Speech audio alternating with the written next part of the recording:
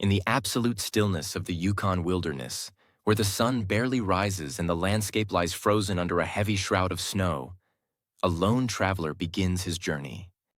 Behind him, the smoking chimneys and dim lantern lights of a small gold mining outpost fade into the distance, swallowed by the icy horizon. Ahead lies nothing but an endless expanse of white, broken only by crooked barren trees and the winding paths carved by frozen creeks. It's 50 below zero, but the traveler hardly seems to notice. Bundled in layers of fur and wool, he checks the strap of his pack, adjusts the mittens on his hands, and kicks his boots more firmly into the snow. He pats the side of his leg, signaling to the big husky at his side, a creature with gray fur and sharp, wolfish eyes. The dog hesitates a moment, its breath curling in the frigid air like wisps of smoke, before loping forward in silence. The traveler has a goal. He's heading for the mining camp 10 miles across the wilderness, where his friends and a warm cabin waiting with a fire and something hot to drink will be his reward. 10 miles, he tells himself. No matter how bitterly cold it is, it's nothing he hasn't handled before. And besides, he knows what he's doing. He always does. The old-timer back in the outpost had warned him. Traveling in weather like this, when it's colder than 50 below, better not do it alone. If something goes wrong, there's no one there to help you. He had laughed off the warning. The old man's voice had cracked with age, his leathery hands shaking as he tried to explain just how ruthless the cold could be. But the traveler, strong and sure-footed, hadn't listened. He had a dog, didn't he? And the path to the camp was familiar, well-trodden. There was no reason to share the credit for a successful crossing. With the sky clear and the morning bright, he sees no cause for concern now either. The Yukon, however, cares nothing for his confidence. As he and the husky march on, the cold begins to creep in along the seams of his clothing. His breath escapes from between his lips in great pluming gusts, freezing into a brittle white crust on the fur of his hood. Soon, even the leather of his moccasins feels rigid, the cold sharp enough to pierce through any number of socks. He flexes his fingers in their mittens, opens and closes his jaw to keep it from stiffening. Yet onward, he trudges. He doesn't measure time. Not here. Not in this blazing, freezing white vastness where the days dissolve into dark monotony. The dog isn't so careless. It knows the cold far better, and has no illusions about what it means. It trots cautiously across the frozen surface of the creeks, testing the snow ahead with its paws and flattening its ears at the occasional soft groan of ice shifting beneath its weight.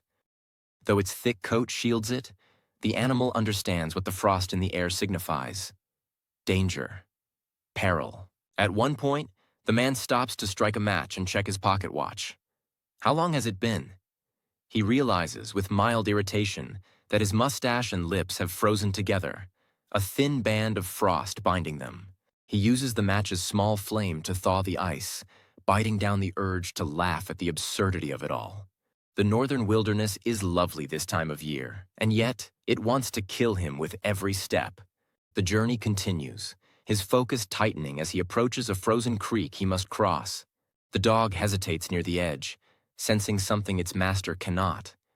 The deceptive surface is not as thick as it looks. The man gives no thought to such possibilities. He's careful, sure-footed, and proud. He takes one step, then another, before disaster strikes. In an instant, the surface gives way. A harsh crack of ice is swallowed by a cold splash as the man plunges knee-deep into freezing water. He staggers back onto solid ground, his breath coming in gasps, the wet fabric instantly freezing solid against his legs. Pain shoots through him, a dagger-sharp cold that no layers of wool or fur can stop. This, he knows, is the beginning of a crisis. Hypothermia doesn't negotiate. He only has one option. He must build a fire, and quickly. Settling under the cover of a spruce tree, he works with an intensity born of desperation. He pulls paper from his pack, gathers dry twigs, and arranges them in a neat pile. Painfully, his fingers begin to stiffen, their dexterity stolen by the biting frost. He fumbles with his matches as panic claws at the edges of his mind. Finally, blessedly, a flame springs to life. He shields it with his body and feeds it with trembling haste, watching as it grows into a much-needed blaze. For a moment, relief washes over him. Heat, light, survival, and then it's gone. The snow collected in the branches above, disturbed by his reckless movement, cascades down in a heavy blanket, smothering the precious fire in an instant. He stares at the smoke rising from the charred remains, knowing exactly what this means. He has no margin for error now. Desperately, he tries again, gathering more wood, striking match after match, until horrifyingly, the matches won't light. His fingers have become hunks of ice, useless beyond recognition. In his growing terror, he tears off his gloves, trying to feel the wood, the matches, the flame. But he feels nothing. The stabbing cold has turned his hands to blocks of lead. In his despair, the man considers the unthinkable, killing the dog. If he could only cut open its thick fur and burrow into the warmth of its body, then perhaps, he might stave off death. But as he lunges for the creature, it snarls, its instincts in full rebellion. It knows what this man has become. A threat. A desperate dying animal beyond reason. Cold seeps deeper into him, like water pooling in his very bones. The world blurs around him, the snow-covered landscape flickering between moments of bitter clarity and creeping dizziness. He stumbles forward, absurdly still hoping for a miracle, though he knows none will come. The final moments come softly. He sits down in the snow, at first just to rest. His thoughts grow distant, his fear mercifully slipping away as drowsiness takes over. The fiery burn of frostbite is replaced with a paradoxical warmth. His body's last cruel trick on itself.